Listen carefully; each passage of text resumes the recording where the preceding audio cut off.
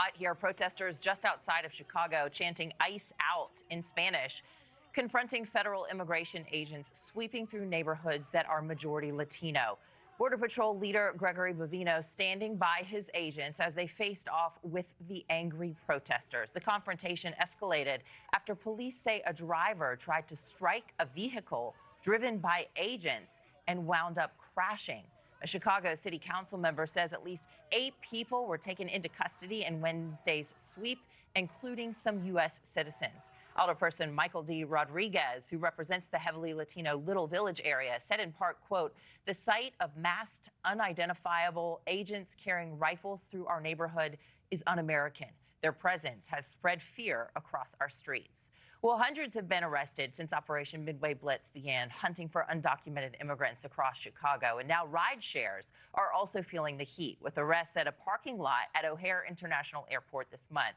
Bovino saying on X, "We arrested dozens of illegal rideshare operators taking jobs from American citizens out there last week." More to come. Well, joining us now in the studio is Lori Simmons. She's the lead organizer for the People's Lobby, a nonprofit that represents rideshare drivers and has been a rideshare driver herself since 2014. Thank you so much for joining us, Lori. Thanks for having me. So what are you hearing from drivers?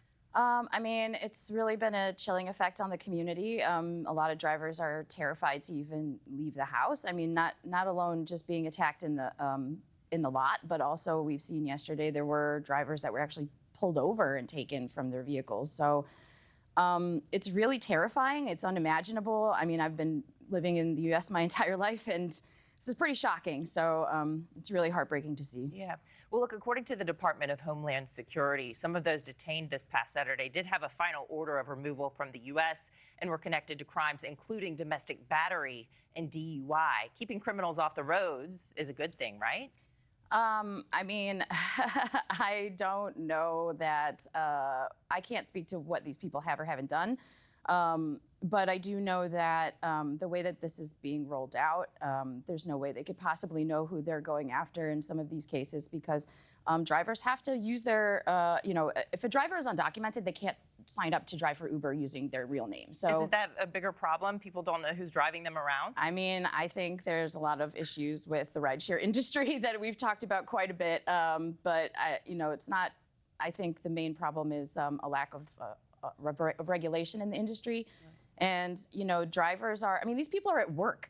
It's not like they came and got them from a robbery that they were committing. They were sitting in a parking lot waiting to do their job, which they do every single day. Well, that's a good point. But look, it is really competitive out there. President Trump won this election on the America First platform. Shouldn't American citizens who are drivers get the business over drivers who are breaking our nation's laws by living here illegally? Well, I'll tell you one thing. They're not making decisions about who's getting to be a driver based on, there's no limit to who can be a rideshare driver. There could be as many as the company wants to onboard, and there are over 100,000 rideshare drivers, in Illinois. So they can add as many people as they want. Yeah, look, I mean, I travel to Chicago regularly for this job. I live in North Carolina and travel here, and sometimes it's hard to get a car there at O'Hare. And then when I talk to the drivers, I say, what's sort of taken so long? I need to get to the hotel so I can get to sleep and wake up for this job. And they say it's the traffic out there. It's the way that it's all set. It's not that there's a lack of drivers. There's a lot of competition out there. So if the competition is there, it would make me more comfortable as a driver or as a rider knowing who my driver was and knowing that they weren't living in this country illegally. I mean, that is a good point. I think everybody should know who their driver is, and that is a policy that the rideshare companies could institute if they wanted to make some changes.